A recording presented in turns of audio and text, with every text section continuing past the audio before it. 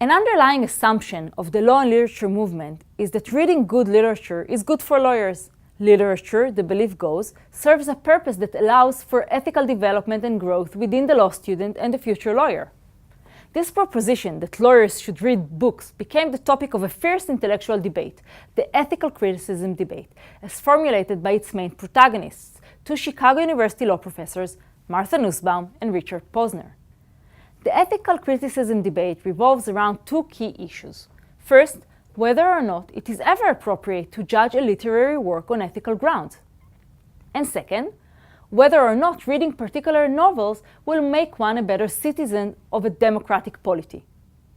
As we shall see, however, the two issues are very closely interrelated.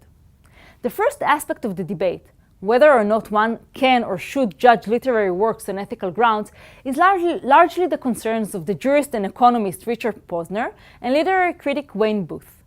Booth was a pioneer of ethical criticism. In his book, The Company We Keep, Booth sets out a rich conception of ethical criticism centered around the metaphor of friendship. According to Booth, by associating with certain types of characters in fiction, we can become better people.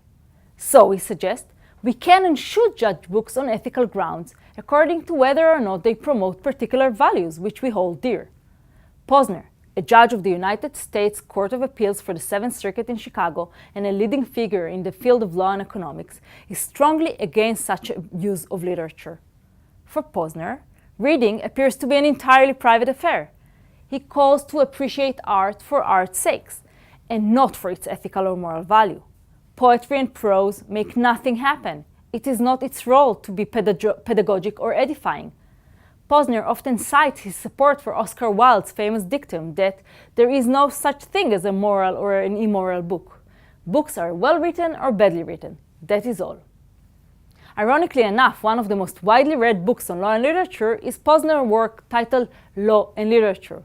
However, people often ignore its subtitle, A Misunderstood Relationship. In this work, Posner takes a position that the two fields should be insulated from one another. Posner believes that literary criticism should be free to examine texts free of constraints of intention or contexts. Legal interpretation, on the other hand, must always be contextualized and tuned to the intentions of the founding fathers, the originalists, prior decision makers, etc.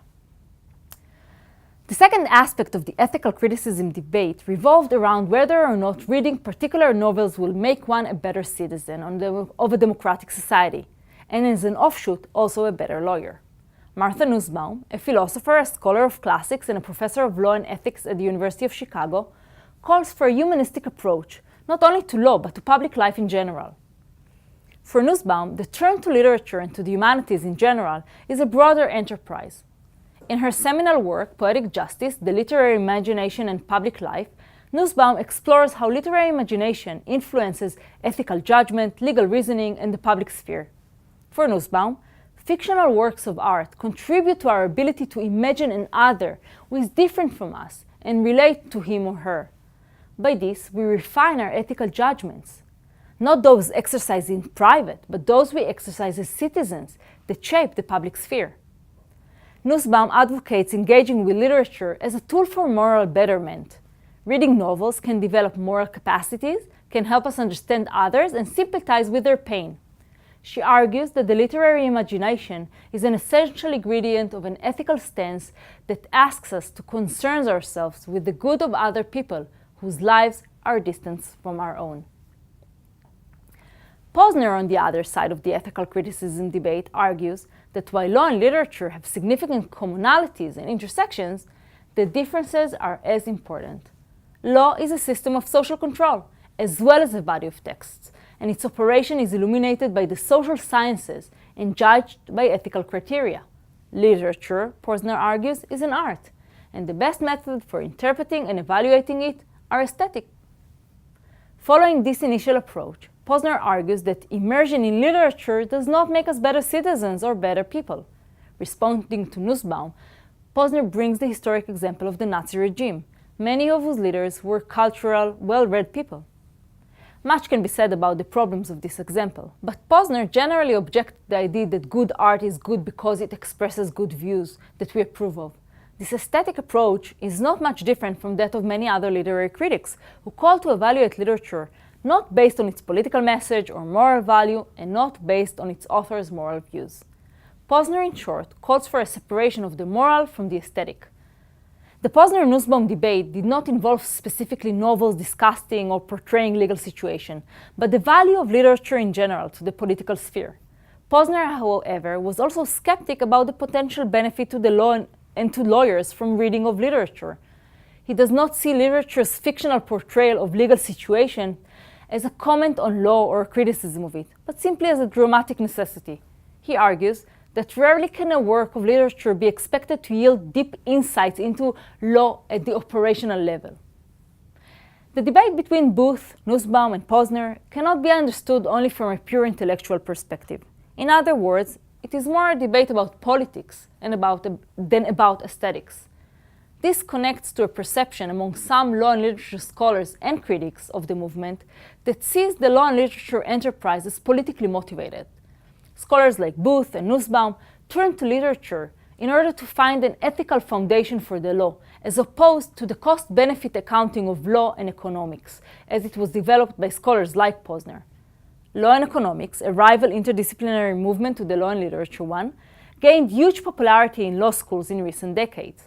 It tries to explain and predict the behavior of persons regulated by the law.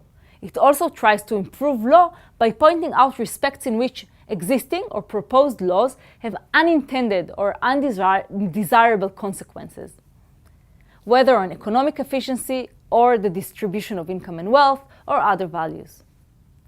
The main benefit to the field of law that scholars see in literature is its capacity to allow us to understand people who are not us. It's a different way to interpret the behavior of people than that of law and economics. This is part of a broader discussion on the role of feelings and emotions in the public sphere.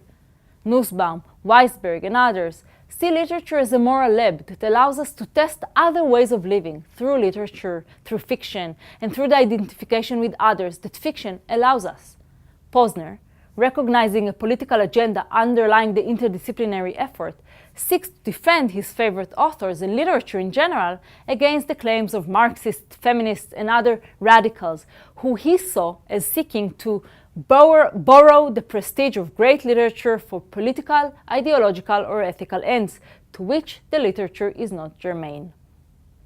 Posner warns that empathy is amoral. It depends to whom mind or shoes you enter. Literature indeed can serve as a moral playground, but it must be remembered that readers don't always necessarily choose to identify with a good hero. Good literature can very well lead the readers to identify with a villain, and this is precisely its luring effect. As a final note on the ethical criticism debate, and also a potential way out of his deadlock, is the view advocated by another philosopher and literary scholar, Richard Rorty. Differently from the ethical criticism debate with its distinction of moral versus aesthetic criticism of literature, Rorty asks, what purposes does a book serve? According to Rorty, most books offer familiar, widely used vocabulary that only serves to uphold our existing notions and beliefs. However, there are those rare books that work out a new vocabulary, that challenge our existing beliefs and norms, and make us develop new ways of looking at the world. For Rorty, this role of literature is already more than enough. What does the debate of ethical criticism have to do with the law and literature in general? The main challenge is that if literature has no ethical or moral value in and of itself, why should the law turn to it in order to understand itself? What does literature have to offer to the law? This is the question or doubt that led to the development of the second branch of the law and literature movement, the interpretive turn. We will discuss the development in the unit dealing with this interpretive turn.